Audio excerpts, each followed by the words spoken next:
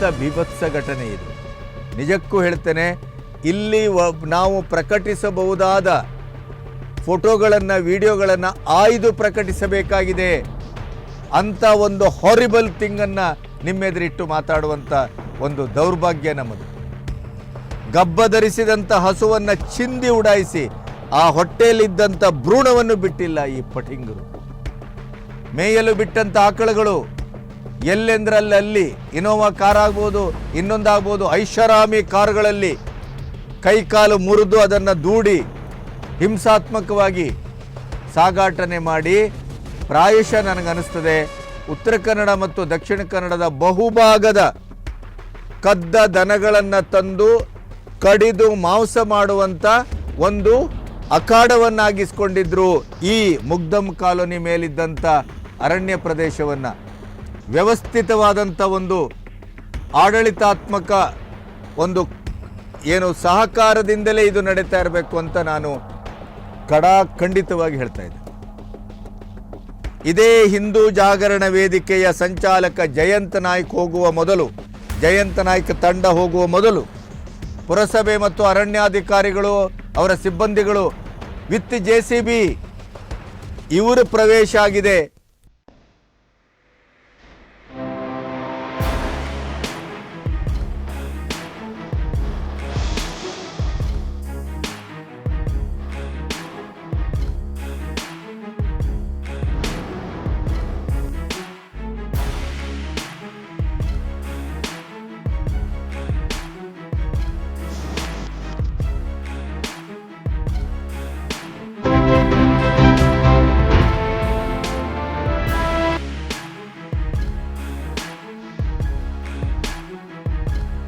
ನಮಸ್ತೆ, B Ganapati news ಚಾನಲ್ಗೆ ಸ್ವಾಗತ.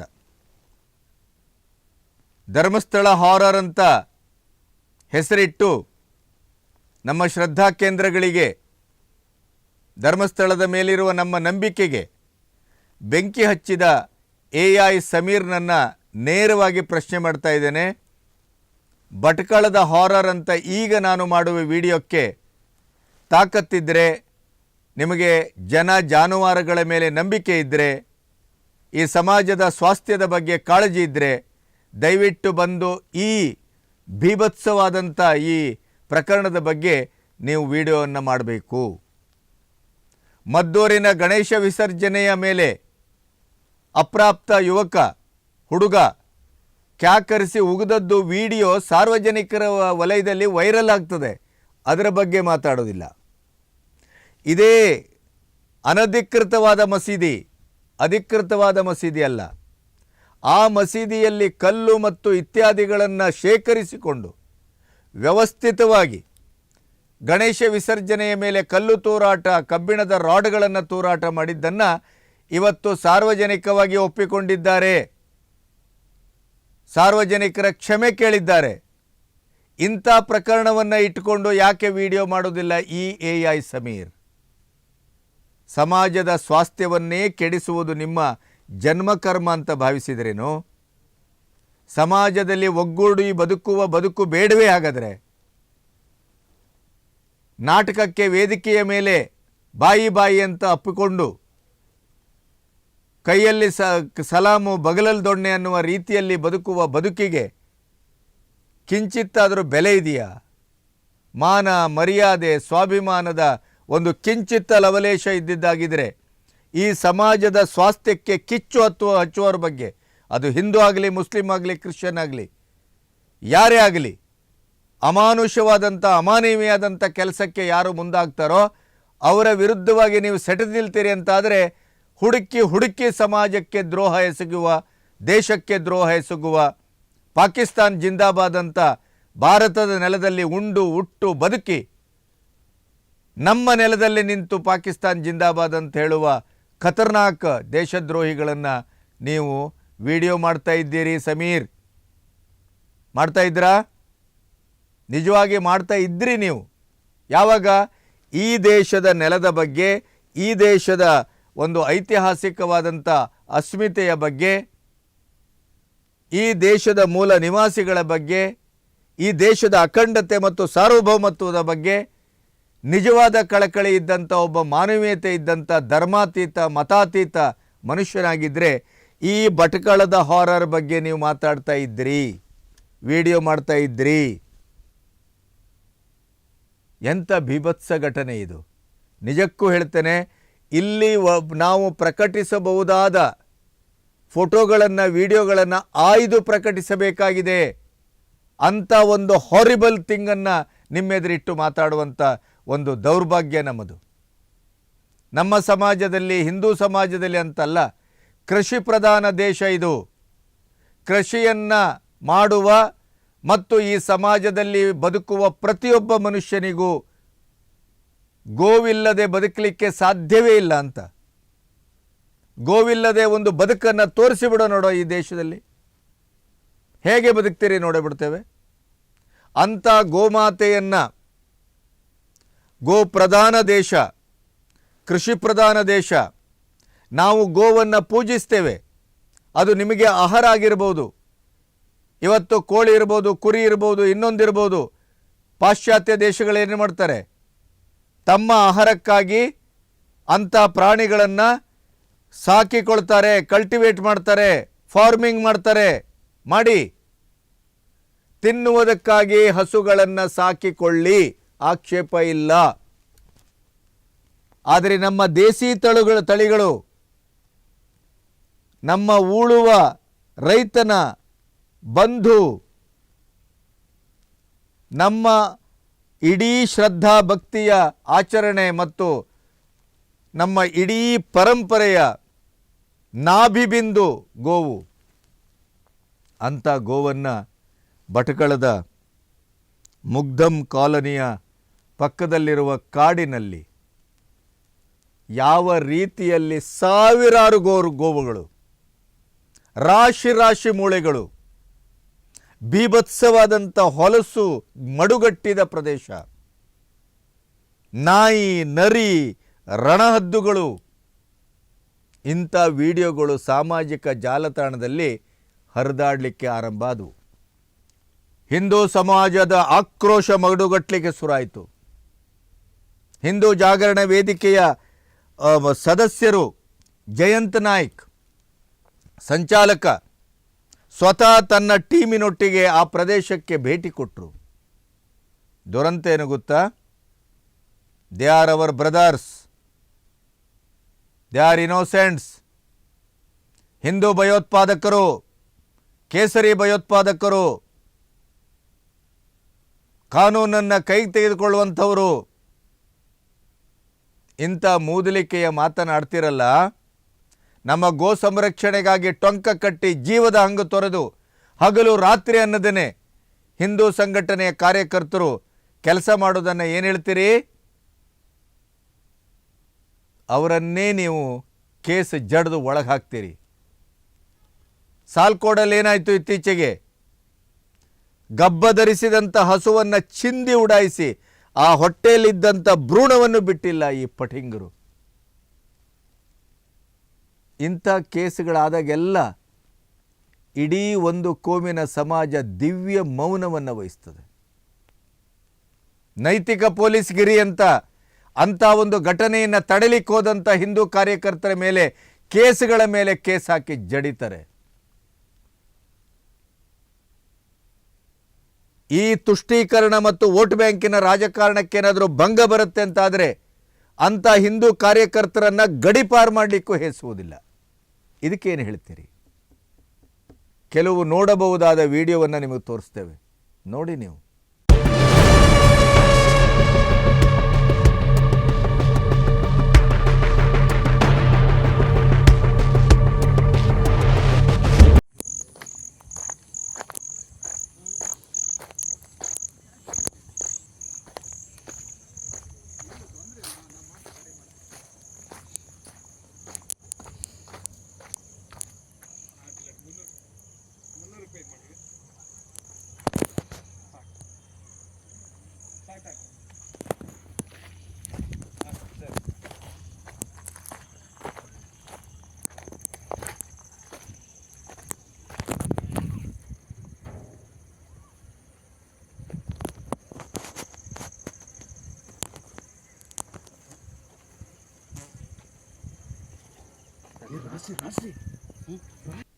ಅಲ್ಲೇ ಅನಧಿಕೃತವಾಗಿ ಒಂದು ಶೆಡ್ಡು, ಆ ಶೆಡ್ಡಿನ ಒಳಗಡೆ ಮೂಳೆ, ಮಜ್ಜೆ, ರಕ್ತ, ಇತ್ತೀಚೆಗೆ ಆದಂಥ ಅವರ ಹಬ್ಬದಲ್ಲಿ ಬಹುಶಃ ಕಡಿದು ಮಾಂಸ ಮಾಡಿ ತಿಂದಂಥ ಉದಾಹರಣೆ.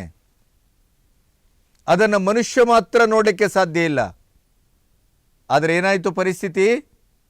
ಯಾವಾಗ ಈ ಸೋಷಿಯಲ್ ಮೀಡಿಯಾದಲ್ಲಿ ವಿಡಿಯೋಗಳು ಬರಲಿಕ್ಕೆ ಆರಂಭ ಆಯಿತೋ ಆವಾಗ ಈ ಪುರಸಭೆ, ಆಮೇಲೆ ಈ ಅರಣ್ಯ ಇಲಾಖೆ, ಅದರ ಅಧಿಕಾರಿಗಳು, ಈ ಯಾವ ಭ್ರಷ್ಟರು, ಯಾವ ಪಟಿಂಗರು, ಯಾವ ಕೊಲೆಗಡಕರು, ಹಸಿಯಾದಂಥ ಎಲ್ಲೆಲ್ಲೋ ಕದ್ದದ್ದನ್ನು ಕದ್ದು ದಾರಿಯಲ್ಲಿ ತಿರುಗಾಡ್ತಾ ಇರುವಂಥ ಗೂಳಿಗಳು, ಮನೆಯಲ್ಲಿ ಕಟ್ಟಾಕಿದಂಥ ಆಕಳುಗಳು, ಮೇಯಲು ಬಿಟ್ಟಂಥ ಆಕಳುಗಳು, ಎಲ್ಲೆಂದ್ರಲ್ಲಿ ಇನೋವಾ ಕಾರ್ ಆಗ್ಬೋದು, ಇನ್ನೊಂದಾಗ್ಬೋದು, ಐಷಾರಾಮಿ ಕಾರುಗಳಲ್ಲಿ ಕೈಕಾಲು ಮುರಿದು ಅದನ್ನು ದೂಡಿ ಹಿಂಸಾತ್ಮಕವಾಗಿ ಸಾಗಾಟನೆ ಮಾಡಿ, ಪ್ರಾಯಶಃ ನನಗನ್ನಿಸ್ತದೆ ಉತ್ತರ ಕನ್ನಡ ಮತ್ತು ದಕ್ಷಿಣ ಕನ್ನಡದ ಬಹುಭಾಗದ ಕದ್ದ ದನಗಳನ್ನು ತಂದು ಕಡಿದು ಮಾಂಸ ಮಾಡುವಂಥ ಒಂದು ಅಖಾಡವನ್ನಾಗಿಸ್ಕೊಂಡಿದ್ರು ಈ ಮುಗ್ದಮ್ ಕಾಲೋನಿ ಮೇಲಿದ್ದಂಥ ಅರಣ್ಯ ಪ್ರದೇಶವನ್ನು. ಒಂದು ಸರಿ ದಯವಿಟ್ಟು ಬೇಸರ ಮಾಡ್ಕೋಬೇಡಿ, ಯೂಟ್ಯೂಬಿನ ಕೆಲವು ಕಾಯ್ದೆ ಕಾನೂನಿದೆ, ಆದ್ದರಿಂದ ನಿಮಗೆ ಬೀಭತ್ಸವಾದಂಥ ಯಾವುದೇ ರಕ್ತಸಿಕ್ತ ಫೋಟೋಗಳನ್ನು ನಾವು ತೋರಿಸೋದಿಲ್ಲ. ಆದರೆ ಅಲ್ಲಿಯ ಭೀಕರತೆ, ಸಾವಿರಾರು ಗೋವುಗಳನ್ನು ಅಮಾನುಷವಾಗಿ ಹತ್ಯೆ ಮಾಡಿದಂಥ ಭಟ್ಕಳದ ಈ ಹಾರರ್ ಅನ್ನು ನಿಮಗೆ ತೋರಿಸಲೇಬೇಕಾಗಿದೆ. ದಯವಿಟ್ಟು ನೋಡಿ.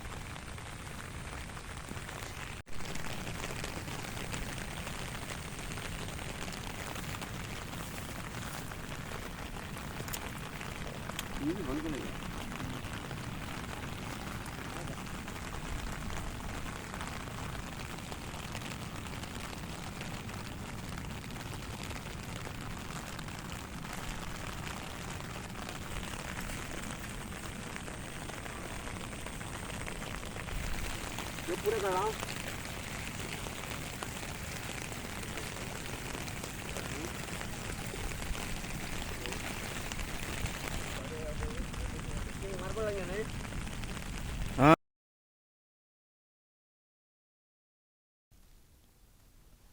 ನೋಡಿದ್ರಲ್ಲ, ಇದಕ್ಕೆ ಯಾರು ಮಾತಾಡ್ತಾ ಇಲ್ಲ, ಆ ಸಮುದಾಯದವರು ಮಾತಾಡ್ತಾ ಇಲ್ಲ. ವ್ಯವಸ್ಥಿತವಾದಂಥ ಒಂದು ಆಡಳಿತಾತ್ಮಕ ಒಂದು ಏನು ಸಹಕಾರದಿಂದಲೇ ಇದು ನಡೀತಾ ಇರಬೇಕು ಅಂತ ನಾನು ಖಂಡಿತವಾಗಿ ಹೇಳ್ತಾ ಇದ್ದೇನೆ. ಯಾಕೆಂತಂದರೆ ಆಡಳಿತಾತ್ಮಕವಾದಂಥ ವ್ಯವಸ್ಥೆ, ರಾಜಕಾರಣಿಗಳ, ಸ್ಥಳೀಯ ರಾಜಕಾರಣಿಗಳ ಪ್ರೋತ್ಸಾಹ, ಕುಮ್ಮಕ್ಕು, ಸಹಕಾರ ಮತ್ತು ಅದನ್ನು ತಿನ್ನುವ ಸಮುದಾಯದ ಸಾಮೂಹಿಕವಾದಂಥ ಒಗ್ಗೂಡುವಿಕೆ ಮತ್ತು ಸಹಕಾರ, ಇದು ಇಲ್ಲದೇ ಇದ್ದ ಪಕ್ಷದಲ್ಲಿ ಇದು ಇವತ್ತು ನಾಳೆ ಆದದ್ದಲ್ಲ. ಈ ಹಬ್ಬದ ಅಂಚಿನಲ್ಲಿ ಹೆಚ್ಚು ನಡೆದಿದೆ, ಆದರೆ ಇದು ಬಹುಕಾಲದಿಂದ ಇಲ್ಲಿ ಹಸುಗಳನ್ನು ವಧಿಸುವ ಮಾಂಸ ಮಾಡಿ ಮಾರಾಟ ಮಾಡುವ ತಿನ್ನುವ ದಂಧೆ ನಡೀತಾ ಇದೆ. ಅಕ್ರಮ ದಂಧೆ ಇದು. ಆದರೆ ಇದನ್ನು ಸಕ್ರಮ ಮಾಡಲಿಕ್ಕೆ ಹೊರಟಿದ್ರಲ್ಲ ಈ ಪುರಸಭೆ ಮತ್ತು ಅರಣ್ಯಾಧಿಕಾರಿಗಳು ಕದ್ದು, ಅವರಿಗೇನು ಶಿಕ್ಷೆ ಕೊಡ್ತೀರಿ? ಇದೇ ಹಿಂದೂ ಜಾಗರಣ ವೇದಿಕೆಯ ಸಂಚಾಲಕ ಜಯಂತ್ ನಾಯ್ಕ್ ಹೋಗುವ ಮೊದಲು, ಜಯಂತ್ ನಾಯ್ಕ್ ತಂಡ ಹೋಗುವ ಮೊದಲು ಇವರು ಪ್ರವೇಶ ಆಗಿದೆ. ಪುರಸಭೆ ಮತ್ತು ಅರಣ್ಯಾಧಿಕಾರಿಗಳು ಅವರ ಸಿಬ್ಬಂದಿಗಳು ವಿತ್ JCB. ಕೇಳಿದರೆ ಏನು ಹೇಳ್ತಾರೆ ಗೊತ್ತುಂಟ ನಿಮಗೆ? ಕೇಳಿದರೆ ಪರಿಸರವನ್ನು ನೈರ್ಮಲೀಕರಣ ಮಾಡಲಿಕ್ಕೆ ಹೋದದ್ದು, ಪರಿಸರವನ್ನು ಅತ್ಯಂತ ಬೀಭತ್ಸಗೊಳಿಸಿದಂಥ ಪಾಖಂಡಿಗಳಿಗೆ ಏನು ಮಾಡ್ತೀರಿ? ಏನು ಕೇಸ್ ಹಾಕಿದ್ದೀರಿ? ಯಾರು ಹಿಡಿದಿದ್ದೀರಿ? They are our brothers. ಅವರೇ ಆರಿಸಿದ ಸರ್ಕಾರ. ಮದ್ದೂರಿನಲ್ಲಿ ಏನು ಹೇಳಿ ತಪ್ಪು ಒಪ್ಪಿಗೆ ಕೊಟ್ಟವ್ರು ಏನು ಹೇಳಿದ್ರು? ಕಲ್ಲೆಸಿದವರು ಏನಂದ್ರು? ನಮ್ಮ ಸರ್ಕಾರ, ನಮ್ಮ ಪಕ್ಷ ಇದೆ, ಆದ್ದರಿಂದ ನಾವು ಇಂಥ ಕೆಲಸವನ್ನು ಮಾಡಲಿಕ್ಕೆ ಧೈರ್ಯ ಮಾಡಿದೆವು, ಮುನ್ನುಗ್ಗಿದೆವು. ಸಿದ್ದರಾಮಯ್ಯನವರು ಉತ್ತರ ಕೊಡಬೇಕಿದಕ್ಕೆ. ಪುಂಖಾನುಪುಂಖವಾಗಿ ಟಿವಿಯಲ್ಲಿ ಕೂತು ವಕ್ತಾರಿಕೆ ಮಾಡ್ತಿರಲ್ಲ ಕಾಂಗ್ರೆಸ್ಸಿಗರು, ಕೊಡಿ ಉತ್ತರ. ಧರ್ಮಸ್ಥಳದಲ್ಲಿ ಬುರುಡೆ ಹುಡುಕ್ತಾ ಇದ್ದೀರಲ್ಲ ನಕಲಿ ಗ್ಯಾಂಗ್ಗಳು, ಬನ್ನಿ ಇಲ್ಲಿ. ನಮ್ಮ ಇಡೀ ಸಂಪ್ರದಾಯ, ನಮ್ಮ ಆಚರಣೆ, ನಮ್ಮ ನಂಬಿಕೆಯ ಆಸ್ಥೆಯ ಆತ್ಯಂತಿಕವಾದಂಥ ಒಂದು ಪ್ರತಿಮೆ ಗೋವು, ಅದರ ಸಾವಿರ ಸಾವಿರ ಮೂಳೆಗಳನ್ನು, ರಕ್ತವನ್ನು, ಮಜ್ಜೆಗಳನ್ನು ಕೊಡ್ತೇವೆ. ಯಾವುದೋ ಒಂದು ಟ್ಯಾಂಕ್ ಮಾಡಿ ಜಯಂತ ನಾಯ್ಕ್ ಹೇಳ್ತಾರೆ ಅಲ್ಲಿ ರಕ್ತ ಮಾಂಸ ಇದನ್ನೆಲ್ಲ ತುಂಬಿಟ್ಟಿದ್ದಾರಂತೆ. ನೋಡಿ, ಅವ್ರು ಕೇಳಿ, ಅವರು ಆ ವಿಡಿಯೋವನ್ನೇ ಕೇಳಿಬಿಡಿ, ಅವರು ಹೇಳ್ತಾರೆ ನಿಮಗೆ.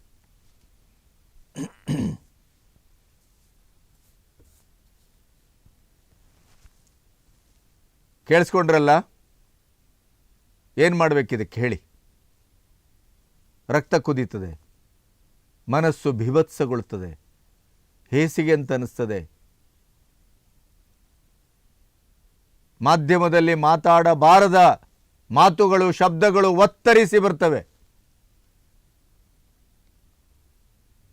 ಯಾರು ಜವಾಬ್ದಾರಿ ಇದಕ್ಕೆ? ನಿಜವಾಗಿ ಕರ್ತವ್ಯ ಪ್ರಜ್ಞೆ ಇದ್ದರೆ ಅಲ್ಲಿ ಆಡಳಿತ ಮಾಡುವಂಥ ಮಂಕಾಳು ವೈದ್ಯರನ್ನು ಸೇರಿ ಬಾಕಿ ಎಲ್ಲ ರಾಜಕಾರಣಿಗಳಿಗೂ ನಾನು ಹೇಳ್ತಾ ಇದ್ದೇನೆ, ನಿಮಗೆ ಕನಿಷ್ಠ ಮಟ್ಟದ ಗೋವನ್ನು ಕದ್ದವರಿಗೆ ಶೂಟ್ ಮಾಡಲಿಕ್ಕೆ shooting order, shoot and site order ಕೊಡ್ತೇವೆ ಅಂತ ಹೇಳ್ತಿರಲ್ಲ, ಇದೇ ಮಂಕಾಳು ವೈದ್ಯ ಸಚಿವರು ಹೇಳಿದ್ದನ್ನು ಕೇಳಿದ್ದೇನೆ ನಾನು. ಈಗೇನು ಹೇಳ್ತೀರಿ? ಯಾರನ್ನು ಶೂಟ್ ಮಾಡ್ತೀರಿ? ಯಾರನ್ನು ಬಂಧಿಸ್ತೀರಿ? ಯಾರ ಮೇಲೆ ಕೇಸ್ ಹಾಕ್ತೀರಿ?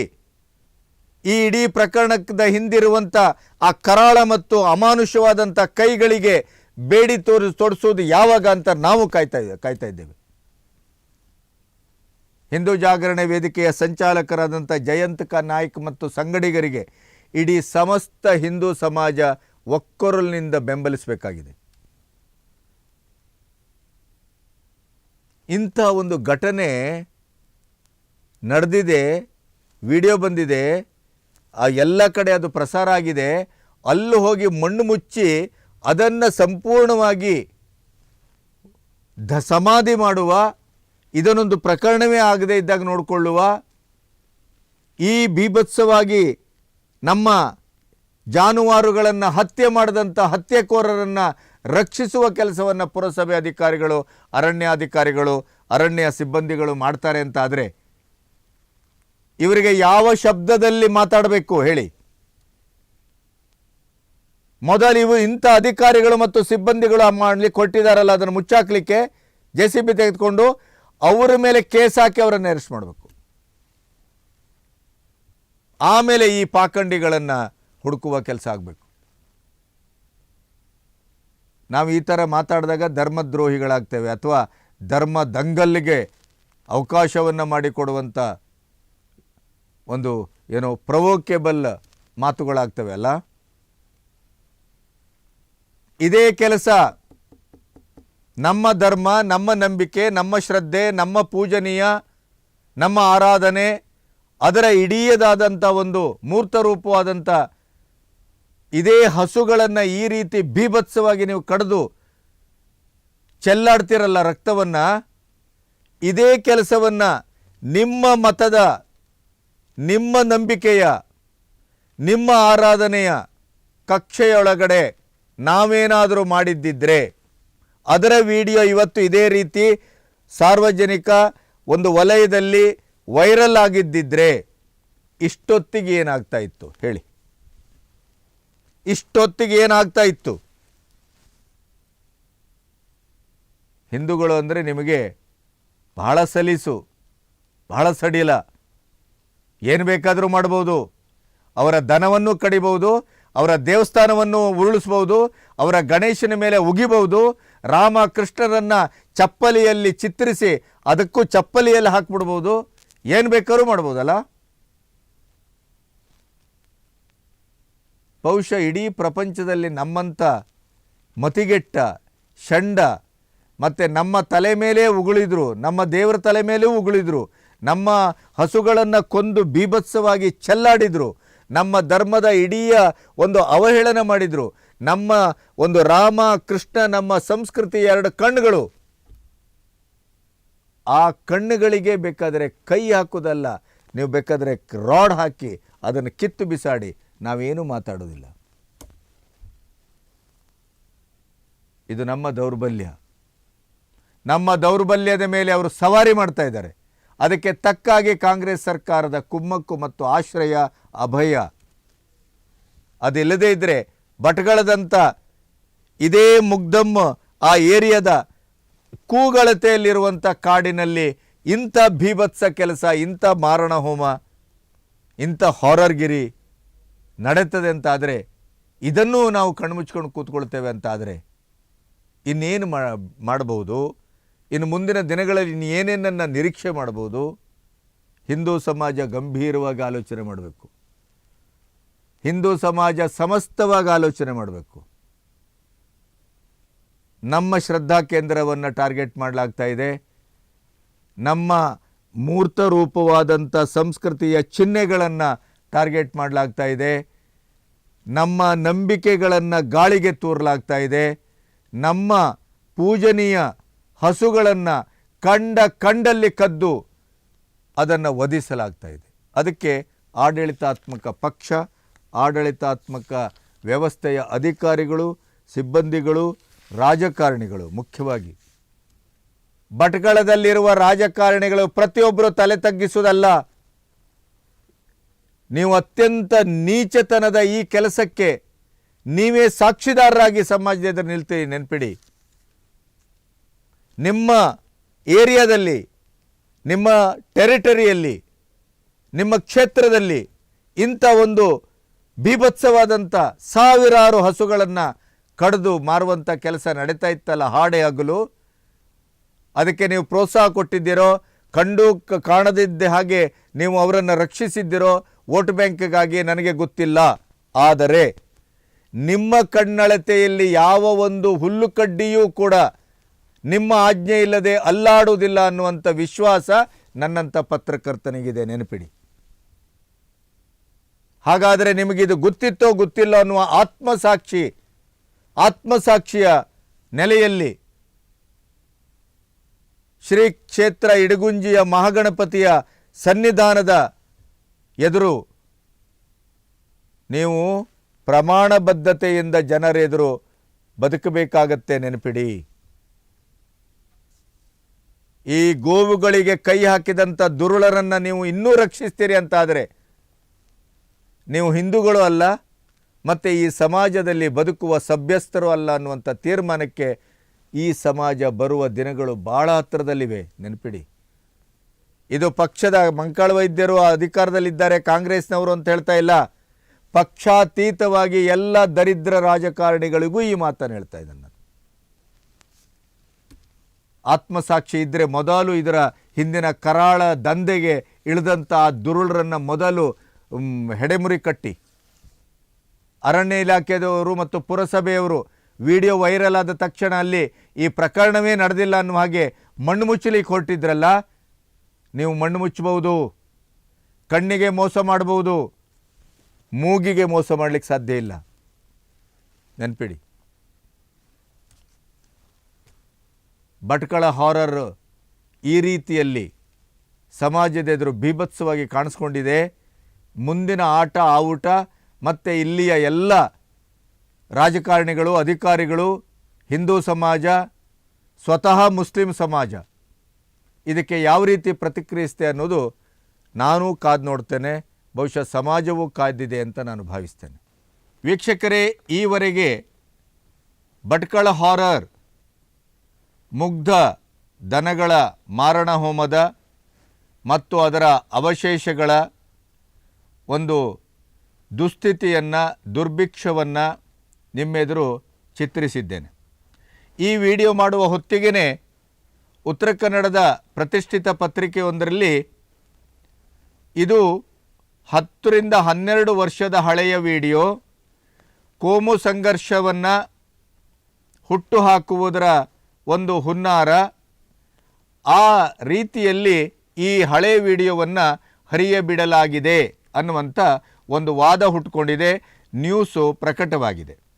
ಆ ಹಿನ್ನೆಲೆಯಲ್ಲಿ ನಿಮಗೆ ನನ್ನ ಈವರೆಗಿನ ಮಾತಿಗೆ ಒಂದು ರಿಜಾಯಿಂಡರನ್ನು, ಸಮರ್ಥನೆಯನ್ನು, ಸಾಕ್ಷ್ಯವನ್ನು ಕೊಡಬೇಕಾದದ್ದು ಒಬ್ಬ ಪತ್ರಕರ್ತನಾಗಿ ನನ್ನ ಧರ್ಮ ಅಂತ ಭಾವಿಸಿದ್ದೇನೆ. ಈ ಪ್ರದೇಶಕ್ಕೆ ಶ್ರೀಕಾಂತ್ ನಾಯಕ್ ಮತ್ತು ತಂಡ 10ನೇ ತಾರೀಕಿಗೆ ಭೇಟಿ ಕೊಟ್ಟಿದೆ. ಇಲ್ಲಿಯ ಸುತ್ತಮುತ್ತ ಕೆಲವು ಮನೆಗಳು ವಾಸವಾಗ್ತಾ ಇದೆ. ಆ ಮನೆಗಳಲ್ಲಿ ಈಗಾಗಲೇ ಅನಾರೋಗ್ಯದ ಬಹಳ ದೊಡ್ಡ ಪ್ರಕರಣ ದಾಖಲಾಗಿದೆ. 4 ಜನರಿಗೆ ಅಲ್ಲಿ ಮಲೇರಿಯಾ ಕೂಡ ಅಟ್ಯಾಕ್ ಆಗಿದೆ. ದುರ್ವಾಸನೆ, ಅತ್ಯಂತ ಅಸಹ್ಯಕರವಾದಂಥ ಒಂದು ಪ್ರದೇಶ ಮತ್ತು ಇಲ್ಲಿ ಯಾವ್ಯಾವ ರೀತಿಯ ಸಾಂಕ್ರಾಮಿಕ ರೋಗಗಳು ಹುಟ್ಟುಕೊಳ್ತವೋ ಗೊತ್ತಿಲ್ಲ. ಇದು 10 ರಿಂದ 12 ವರ್ಷದ ಹಳೆಯ ವಿಡಿಯೋವೋ ಅಥವಾ ಇತ್ತೀಚಿನ 1-2 ತಿಂಗಳ ಹಿಂದಿನ ವಿಡಿಯೋವೋ, ಈ ಇಲ್ಲಿ ರಾಶಿ ಹಾಕಿದಂಥ ಮೂಳೆಗಳನ್ನು ವ್ಯವಸ್ಥಿತವಾಗಿ ಆಡಳಿತಾತ್ಮಕ ವ್ಯವಸ್ಥೆ ಅದನ್ನು ಮುಚ್ಚಿ ಹಾಕುವ ಕೆಲಸ ಮಾಡಿದೆಯೋ ಏನು ಅನ್ನೋದಕ್ಕೆ ಟೆಲಿಫೋನ್ ಸಂಭಾಷಣೆಯನ್ನು ಪ್ರಶಾಂತ್ ನಾಯಕ್ ಅವರೊಟ್ಟಿಗೆ ನಾನು ಮಾಡಿದ್ದೇನೆ. ಅದರ ಕೆಲವು ತುಣುಕನ್ನು ನಿಮಗೆ ಕೇಳಿಸ್ತೇವೆ. ಮುಖ್ಯವಾಗಿ ಅವರು ನೇರವಾಗಿ ಅವರೇ ಭಾಗವಹಿಸಿ ನಮಗೆ ಬೈಟನ್ನು ಕೊಟ್ಟಿದ್ದಾರೆ. ಯಾವಾಗ ನಾವು ಹೋಗಿದ್ದೇವೆ, ಆ ಪ್ರದೇಶ ಎಷ್ಟು ಅಸಹ್ಯಕರವಾಗಿದೆ, ಅನಾರೋಗ್ಯಕರವಾಗಿದೆ ಮತ್ತು ಹಲವು 10 ಸಾಂಕ್ರಾಮಿಕ ರೋಗ ರುಜಿನಗಳ ಹರಡುವಿಕೆಯ ಒಂದು ಹಳವಂಡವಾಗಿದೆ ಅನ್ನೋದಕ್ಕೆ ಅಲ್ಲೇ ಸುತ್ತಮುತ್ತ ಬದುಕ್ತಾ ಇರುವಂಥ ಮನೆಗಳನ್ನು ಹೋಗಿ ಮಾತಾಡಿಸಿದಾಗ ಆ ಮನೆಗಳಲ್ಲಿ ಈಗಾಗಲೇ 3 ಜನರಿಗೆ ಮಲೇರಿಯಾ ಕೂಡ ತಗಲಿದೆ ಅನ್ನುವಂಥ ಮತ್ತು ನಮಗೆ ಇಲ್ಲಿ ಬದುಕಲಿಕ್ಕೆ ಸಾಧ್ಯವಿಲ್ಲದೆ ಇದ್ದಂಥ ಅಸಹ್ಯಕರ, ಅನಾರೋಗ್ಯಕರ ವಾತಾವರಣ ಇಲ್ಲಿ ಇದೆ ಅನ್ನೋದನ್ನು ಅಲ್ಲಿ ಶ್ರೀಕಾಂತ್ ನಾಯಕ್ ಅವರೊಟ್ಟಿಗೆ ಅವರು ಹೇಳಿಕೊಂಡದ್ದನ್ನು, ಶ್ರೀಕಾಂತ್ ನಾಯಕ್ ಅವರೊಟ್ಟಿಗೆ ನಾನು ಟೆಲಿಫೋನ್ ಸಂಭಾಷಣೆಯನ್ನೂ ಮಾಡಿದ್ದೇನೆ. ಅದರ ಕೆಲವು ತುಣುಕನ್ನು ತೋರಿಸ್ತೇವೆ. ಶ್ರೀಕಾಂತ್ ನಮಗೆ ನೇರವಾಗಿ ಬೈಟನ್ನು ಕೊಟ್ಟಿದ್ದಾರೆ, ಅದನ್ನು ಕೂಡ ನಿಮಗೆ ತೋರಿಸ್ತೇವೆ. ನೋಡಿ. 12 ವರ್ಷದ ಹಿಂದಂತಿ ಖಾಲಿ ಇದು ಯಾವ್ದು ಕರಾವಳಿ ಮುಂಜಾವ ಬಿಟ್ರೆ ಬಾಕಿ ಯಾವ್ದ್ರಾಗೂ ಬಂದಂಗಿಲ್ಲ. ಬಾಕಿ ಎಲ್ಲ ನಮ್ ಚಾನಲ್ ಎಲ್ಲರೂ ಗೊತ್ತಿದೆ ರೀಸೆಂಟ್ ವಿಡಿಯೋ ಅನ್ನೋದು. ಓಕೆ. ಈಗ ನನಗೆ ನೀವು ಹೋದದ್ದು ಯಾವ ಡೇಟಿಗೆ ಆ ಸ್ಪಾಟಿಗೆ? ಈಗ ನಮ್ಗೆ ಒಂದು ವಿಡಿಯೋಸ್ ಬಂತು, ಯಾವ್ದು ಈ ಬಕ್ರೀದ್, ಮೊನ್ನೇನ್ ಬಕ್ರೀದ್ ಆಯ್ತಲ್ಲ 2 ತಿಂಗಳು, ಹೌದು ಹೌದು. ಅದ ಆದ ನಂತರ ಅಲ್ಲಿ ಮೂಳೆ ಎಲ್ಲ ಸ್ಟಾಕ್ ಆಗಿತ್ತು. ಅಂದ್ರೆ ಬಕ್ರೀದ್ದು ಬಂತು ಮತ್ತೆ ಇತರೆ ಅವರು ದಿನನಿತ್ಯ ಇದ್ ಮಾಡ್ತಾರಲ್ಲ, ಹೌದು, ಅದೆಲ್ಲ ಸ್ಟಾಕ್ ಆಗಿ ಅಲ್ಲಿ ಸುತ್ತಮುತ್ತ ಮನೆಯಲ್ಲಿ ಅದು ಅಲ್ಲಿ ಅವ್ರದೇ ಮುಸ್ಲಿಂ ಮನೆಗಳೇ ಇರುವುದಲ್ಲಿ ಅವರಿಗೂ ಅಲ್ಲಿ ಹ್ಯಾರೆಸ್ಮೆಂಟ್ ಆಗ್ತಾ ಇತ್ತು. ಅದು ಅಂದ್ರೆ ವಾಸನೆ ಗೀಸನೆ ಇತ್ಯಾದಿ. ವಾಸನೆ ಸಿಕ್ಕಾಪಟ್ಟೆ ಅದು ಅವರಿಗೆ. ಅಲ್ಲಿ ಒಂದು ಮನೆಯಲ್ಲಿ ಪಕ್ಕದಾಗಿರುವವರಿಗೆ 3 ಜನ ಮಕ್ಳಿಗೆ ಮಲೇರಿಯಾ ಆಗಿದೆ. ನಾವು ಮೊನ್ನೆ ಅದು ಮಲೇರಿಯಾಗೆ ನಮ್ಮ ಮೊದ್ಲು ಗೊತ್ತಿಲ್ಲ. ಮೊನ್ನೆ ನಾವ್ ಹಿಂದೂ ಸಂಘಟನೆ ಕಾರ್ಯಕರ್ತರು ನಾವೆಲ್ಲ ಒಂದು 5-6 ಮಂದಿ ಹೋಗಿ ಅಲ್ಲಿ ಸ್ಪಾಟ್ ನೋಡುವಂತ ಹೋದ್ವು. ಸ್ಪಾಟ್ ಅದು ಸ್ವಲ್ಪ ಇಂಟೀರಿಯರ್ ಇದೆ ಅದು. ಅಲ್ಲೋಗಿ ನೋಡಿದಾಗ ಅದು ಮತ್ತೆ ಅವ್ರದ್ದು ಕಮ್ಯುನಿಟಿ ಡಾಮಿನೇಟೆಡ್ ಏರಿಯಾ ಅದು ನಾವು ಸಂಜೆ ಹೋದ್ವಿ. ಮೊನ್ನೆ ಹೋದಾಗ ಅಲ್ಲಿ ಸ್ಥಳ ಎಲ್ಲ ನೋಡಿದಾಗ ಏನು ನಮ್ದು ಹಿಂದಿ ವಿಡಿಯೋ ಬಿಟ್ಟಿದ್ರಲ್ಲ 5 ದಿವಸ ಹಿಂದೆ, ಹೌದು, ಆ ವೈರಲ್ ಆಗಿತ್ತಲ್ಲ, ಆ ವಿಡಿಯೋ ಪ್ಲೇಸ್ ಇಂದ ಕರೆಕ್ಟ್ ಆಗಿ ಮುಟ್ಟಿದಾಗ ಅಲ್ಲಿ JCB ತಂದು ಅದೇನು ಸ್ಟಾಕ್ ಇತ್ತಲ್ಲ ಮೂಳೆಗಳ ರಾರಾಸಿ, ಅದು ಎಲ್ಲ ಮೊದ್ಲೇ ಅದು ಮೂಳೆನ ಸ್ವಲ್ಪ ಮೊದ್ಲೇ ತೆಗ್ದಿದ್ದಾರೆ ಅವರು. ಅದ್ರ ನಂತರ ಒಂದಿಷ್ಟು ಕಳೆ ಬರೋದಲ್ಲ ಅಲ್ಲಲ್ಲಿ ವೇಸ್ಟ್. ಮತ್ತೆ ಇನ್ನೊಂದು ವಿಚಾರ ಏನಂತ ಹೇಳಿದ್ರೆ, ನಾವು ಮೊನ್ನೆ 10ನೇ ತಾರೀಕಿಗೆ ಅಲ್ಲಿ ಹೋದಾಗ ಅಲ್ಲಿ ಪಕ್ಕದಲ್ಲಿ ಸುತ್ತಮುತ್ತ ಮನೆಗಳು ಇವೆ. ಆ ಏನು ಸ್ಪಾಟ್ ಇದೆ, ಈಗ ಟ್ಯಾಂಕ್ ಏನಿದೆ ಅದ್ರ ಪಕ್ಕದಲ್ಲೂ ಸುತ್ತಮುತ್ತ ಮನೆ ಇದೆ. ಅಂದರೆ ಒಂದು ಕಡೆ ಜನ ವಸತಿ ಇರುವಂತನೂ ಜಾಗ. ಅಲ್ಲಿ ಯಾವ ರೀತಿಯವ್ರು ಇರ್ತಾರೆ ನಮಗೆ ಅರ್ಥ ಇಲ್ಲ, ಅಷ್ಟು ಸ್ಮೆಲ್ ಬರ್ತಾ ಇದೆ. ನಾವು ಅಲ್ಲೊಂದು ಪಕ್ಕದ ಮನೆಯವರಿಗೆ ಒಂದು ವಿಚಾರಿಸಿದ್ವಿ, ಈ ರೀತಿ ಸ್ಮೆಲ್ ಬರ್ತಾ ಇದೆ ಅಲ್ಲ, ಯಾಕೆ ನೀವು ಇದ್ರ ಬಗ್ಗೆ ಎಲ್ಲೂ ಯಾರಿಗೂ ಕಂಪ್ಲೇಂಟ್ ಮಾಡ್ತಿಲ್ವ ಕೇಳಿದಾಗ ಆ ವ್ಯಕ್ತಿಯಲ್ಲಿದ್ದು ಹುಡುಗ ಹೇಳ್ತಾನೆ, ನಮ್ಮ ಮನೆಯಲ್ಲಿ 3 ಜನ ಮಕ್ಕಳಿಗೆ ಮಲೇರಿಯಾ ಬಂದಿದೆ ಈ ರೀತಿ ಇದರಿಂದ. ಅದು ಅಧಿಕೃತವಾಗಿ ನನಗೆ ಗೊತ್ತಿಲ್ಲ, ಬಟ್ ನಮ್ಮ ಎದುರುಗಡೆ ಅವ್ನು ಹೇಳ್ಕೊಂಡಂಥದ್ದು 3 ಜನರಿಗೆ ನಮಗೆ ಅದು ಈಗ ಮೆಡಿಕಲ್ ದಾಖಲಾತಿ ತೆಗೆದು ಗೊತ್ತಾಗ್ತದೆ ನಿಜವಾಗ್ಲೂ ಅವರು ಮಲೇರಿಯಾ ಬಂದಿದ್ದಿಲ್ಲ ಅಂತ. ಆದರೆ ಆ ವ್ಯಕ್ತಿ ಹೇಳ್ಕೊಳ್ತಾನೆ ಅಂದರೆ ಅಲ್ಲಿ ಅಷ್ಟೆಲ್ಲ ಇರೋ ಸಲುವಾಗಿ ಅವ್ನು ಹೇಳ್ತಾ ಇರೋದಲ್ವ, ಇದನ್ನು ನಾವು ಸಾಕ್ಷಿಯಾಗಿ ಪರಿಗಣಿಸಬೇಕು ಅನ್ನೋದು ನನ್ನ ಒತ್ತಾಯ ಇದೆ. ನೋಡಿದ್ರಲ್ಲ, ಈಗಿನ ಟೆಕ್ನಾಲಜಿಯಲ್ಲಿ GPS ಅನ್ನು ಬಳಸಿ ಅಲ್ಲಿದ್ದಂಥ ಒಂದು ಕಂಟೈನರೋ ಅಥವಾ ಅಲ್ಲಿದ್ದಂಥ ಒಂದು ಬಾಗಿಲು ಬೀಗ ಅದನ್ನೆಲ್ಲ ನೋಡಿದ್ದೀರಿ. ಈಗ ಅವರು ಶ್ರೀಕಾಂತ್ ನಾಯ್ಕ್ ಪ್ರಸ್ತಾಪಿಸಿದ್ರಿಂದ ಈಗಾಗಲೇ ನನ್ನ ವಿಡಿಯೋದಲ್ಲಿ ಆ ಎಲ್ಲ ವಿಡಿಯೋವನ್ನು ಅದರ ತುಣುಕನ್ನು ನಿಮಗೆ ಪ್ರಕಟಿಸಿ ತೋರಿಸಿದ್ದೇವೆ. ಆದರೂ ಕೂಡ ಶ್ರೀಕಾಂತ್ ನಾಯಕ್ ಹೋಗಿ ಆ ತಂಡ ಅಲ್ಲಿಯ ವಸ್ತುಸ್ಥಿತಿಯನ್ನು 10ನೇ ತಾರೀಕು ದಾಖಲಿಸಿದ್ದನ್ನು ಅದರ ವಿಡಿಯೋವನ್ನು ಮತ್ತೊಮ್ಮೆ ನಿಮಗೆ ಬ್ಲರ್ ಆಗಿ ಪರಿಚಯಿಸ್ತೇವೆ ನೋಡಿ.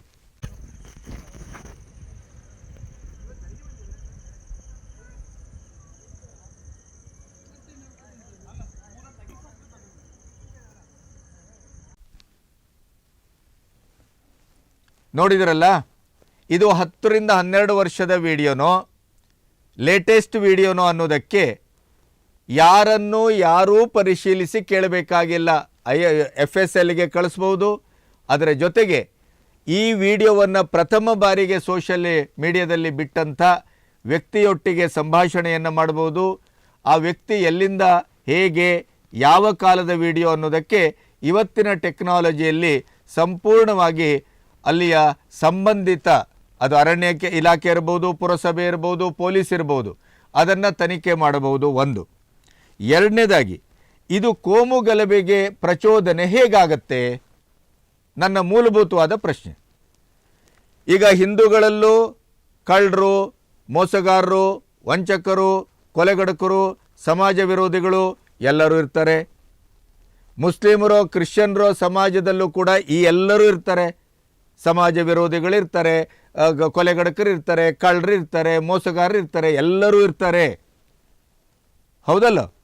ಈ ಪ್ರದೇಶದಲ್ಲಿ ದನವನ್ನು ಕಡಿಯುವ ಅಥವಾ ಕಡಿದ ದನದ ಏನು ವೇಸ್ಟ್ ಇರ್ತದೆ, ಕಳೆಬರಹ ಇತ್ಯಾದಿ ಅದನ್ನೆಲ್ಲ ತಂದು ಡಂಪ್ ಮಾಡುವಂಥ ಕೆಲಸ ನಡೀತಾ ಇದೆ.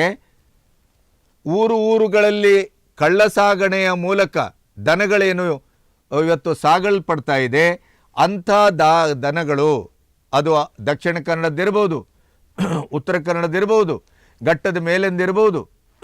ಲೇಟೆಸ್ಟು ನಿನ್ನೆ ಹೊನ್ನಾವರದಲ್ಲಿ ಇದೇ ಮುಗ್ಗಂ ಕಾಲೋನಿಯ ಅದರ ಮೇಲ್ಭಾಗದಲ್ಲಿ ಏನು ಈಗ ಡಂಪಿಂಗ್ ಯಾರ್ಡ್ ಇದೆ, ಆ ಮುಗ್ಗಂ ಕಾಲೋನಿಯ ನಿವಾಸಿಗಳನ್ನೇ ಐಷಾರಾಮಿ ಕಾರಲ್ಲಿ ಬಂದು ದನ ಸಾಗಣೆ ಕಳ್ಳ ಸಾಗಣೆ ಮಾಡ್ತಾ ಇರುವವರನ್ನು ಹಿಡಿದಿದ್ದಾರೆ ಪೊಲೀಸರು. ಅವರು ನಾವು ಇದೇ ಕಾಲೋನಿಯವರು, ನಾವು ಕಳ್ಳ ಸಾಗಣೆ ದನವನ್ನು ಕದ್ದು ಸಾಗಿಸಲಿಕ್ಕೇ ಬಂದವರು ಅಂತ ಒಪ್ಪಿಕೊಂಡಿದ್ದಾರೆ ಕೂಡ. ಹೀಗಿರುವಾಗ ಈಗ ಕಳ್ಳರನ್ನು ಹಿಡೀರಿ, ಸಮಾಜಕ್ಕೆ ಮೋಸ ಮಾಡ್ತಾ ಇದ್ದವರನ್ನು ಹಿಡೀರಿ. ನಮ್ಮ ಹಿಂದೂ ಸಮಾಜದ ನಂಬಿಕೆಯ ಒಂದು ಪರಮೋಚ್ಚ ಕಲ್ಪನೆ, ನಮ್ಮ ಶ್ರದ್ಧೆ, ಭಕ್ತಿ, ಆಚರಣೆ, ನಮ್ಮ ರೈತಾಪಿ ಬದುಕಿಗಂತೂ ನಮ್ಮ ದನಗಳು ನಮಗೆ ಎಷ್ಟು ಶ್ರೇಷ್ಠ ಅನ್ನೋದನ್ನು ಮತ್ತೆ ನಾವು ಹೇಳಬೇಕಾಗಿಲ್ಲ. ಹಾಗಾಗಿ ಗೋರಕ್ಷಣಾ ಅಭಿಯಾನ, ಗೋವಧೆ ನಿಷೇಧ ಕಾನೂನು ಜಾರಿಯಲ್ಲಿದೆ. ಹಾಗಾಗಿ ಇಲ್ಲಿ ಗೋವುಗಳನ್ನು ಕದ್ದು ತಂದು ಇಲ್ಲಿ ಕಡಿದು ಅದರ ಇಡೀದಾದಂಥ ವೇಸ್ಟನ್ನು ಈ ಪ್ರದೇಶದಲ್ಲಿ ಏನು ಡಂಪ್ ಮಾಡ್ತಾ ಇದ್ದಾರೆ. ಪ್ರದೇಶದ ಆರೋಗ್ಯ ಹಾಳಾಗ್ತಾ ಇದೆ. ಅದರ ಜೊತೆಗೆ ಕಳ್ಳ ಸಾಗಣೆ ಅಧಿಕೃತವಾಗಿ ನಡೀತಾ ಇದೆ ಅನ್ನೋದಕ್ಕೆ ಸಾಕ್ಷಿ ಸಿಗ್ತಾ ಇದೆ. ಕಳ್ಳ ಸಾಗಾಣಿಕೆ ಯಾರು ಮಾಡ್ತಾ ಇದ್ದಾರೆ, ಆ ಕದಿಮರು ಯಾರು, ಆ ಪಟಿಂಗರು ಯಾರು, ಆ ಸಮಾಜ ಮತ್ತು ಧರ್ಮ ವಿರೋಧಿಗಳು ಯಾರು ಅನ್ನುವರನ್ನು ನೀವು ಬಂಧಿಸಿ. ಅವರು ಹಿಂದೂಗಳಾಗಲಿ, ಮುಸ್ಲಿಮರಾಗಲಿ, ಕ್ರಿಶ್ಚಿಯನ್ರಾಗಲಿ, ಯಾರೇ ಆಗಿರಲಿ, ಇಲ್ಲಿ ಧರ್ಮವನ್ನು ಯಾಕೆ ಹೇಳಕ್ ತರಬೇಕು? ಕಳ್ಳರನ್ನು ಹಿಡಿಬೇಕು, ಸಮಾಜ ವಿರೋಧಿಗಳನ್ನು ಹಿಡಿಬೇಕು, ಮುಗ್ಧ ಪ್ರಾಣಿಗಳನ್ನು ಕದ್ದು ಕಳ್ಳ ಸಾಗಣೆ ಮಾಡಿ ಅದನ್ನು ಕಡಿದು ಮಾಂಸ ಮಾಡಿ ಮಾರಾಟ ಮಾಡುವವರನ್ನು ಬಂಧಿಸಿ. ಇದು ನಮ್ಮ ಆಗ್ರಹ, ಹಿಂದೂಗಳ ಆಗ್ರಹ, ಗೋಪ್ರಿಯರ ಆಗ್ರಹ. ಹಿಂದೂಗಳು ಅಂತಲೂ ಬಿಟ್ಟುಬಿಡಿ, ಪ್ರಿಯರ ಆಗ್ರಹ, ಗೋವನ್ನು ಪ್ರೀತಿಸುವವರ ಆಗ್ರಹ.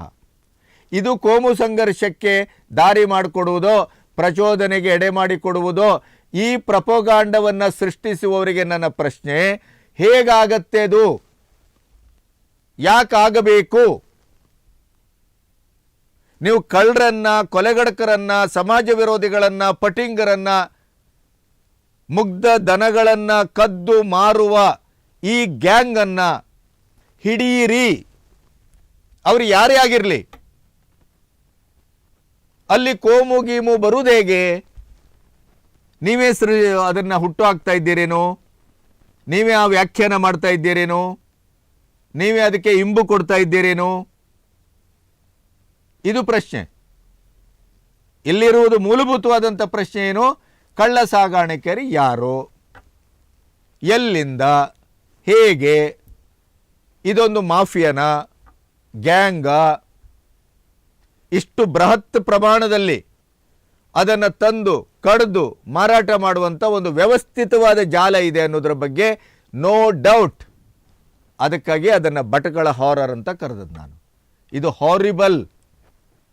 ಮನುಷ್ಯ ಮಾತ್ರನಾದವನು ಯಾರೂ ಸಹಿಸಲಿಕ್ಕೆ ಸಾಧ್ಯ ಇಲ್ಲ. ಆದ್ದರಿಂದ ಆಡಳಿತಾತ್ಮಕ ವ್ಯವಸ್ಥೆ, ರಾಜಕೀಯ ಪುಡಾರಿಗಳು, ಸ್ಥಳೀಯರು ಎಲ್ಲರೂ ಒಗ್ಗಟ್ಟಾಗಿ ಈ ಪ್ರದೇಶದಲ್ಲಿ ಭಟ್ಕಳದಲ್ಲಿ ನಡೀತಾ ಇರುವಂಥ ಮನುಷ್ಯ ಸಮಾಜ ತಲೆ ತಗ್ಗಿಸುವ ಅಮಾನುಷವಾದಂಥ ಈ ಕೆಲಸ ಸಮಾಜಕ್ಕೂ ಅನಾರೋಗ್ಯಕರ, ಅಲ್ಲಿ ಬದುಕ್ತಾ ಇರುವವರಿಗೂ ಅನಾರೋಗ್ಯಕರ, ಆಮೇಲೆ ಹಿಂದೂಗಳ ನಂಬಿಕೆಗೆ ಇದು ಮಾಡಿದ ದ್ರೋಹ ಇದು. ಇದನ್ನೆಲ್ಲವನ್ನು ಸೇರಿಸಿ ಆ ಪಟಿಂಗರನ್ನು ಹಿಡಿಯಿರಿ. ಇದೇ ನಮ್ಮ ಒಂದು ಒತ್ತಡ, ಒತ್ತಾಯ, ಒಕ್ಕೊರಲಿನಿಂದ ನಮ್ಮ ಮಾತುಗಳು ಏನನ್ನು ಧ್ವನಿಸ್ತವೆ ಕೊನೆಗೂ ಅಂತಂದರೆ, ಈ ಕಳ್ಳರನ್ನು ಹಿಡೀರಿ, ಈ ಸಮಾಜ ವಿರೋಧಿಗಳನ್ನು ಹಿಡೀರಿ ಅಷ್ಟೇ.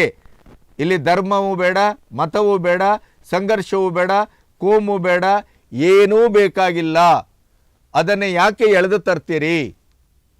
ಅಷ್ಟೇ ಬೇಕಾಗಿರೋದು ನಮಗೆ. ನಮಸ್ತೆ.